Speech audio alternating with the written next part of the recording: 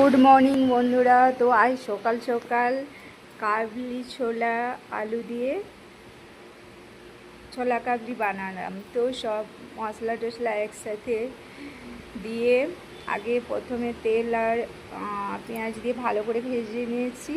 তারপরে সব কিছু মশলা দিয়ে হালকা জল দিয়ে ভালো করে মশলাটা কষিয়ে নেব। তো তার আগে বলে দিই, টমেটো দিয়ে দিয়েছি পেঁয়াজ ভাজার সাথে। আমি বলেছি আমার পরিমাণটা একটু কম, দুজনের রান্না হচ্ছে তাই কম করেছি, তোমরা চাইলে বেশি করবে। তো ভালো করে কষিয়ে এরপর আমি ছোলা, যখন মশলা কষানো হয়ে যাবে কাবলি ছোলা আর আলুটা দিয়ে দেব। এরপরে ভালো করে নাড়িয়ে কষিয়ে আমি জল দিয়ে দেব। আর ভালো করে জলটা ফুটে উঠলে এবারে রুটির সাথে আলু কাবলি ছোলা। তো টাটা বাই সবাই।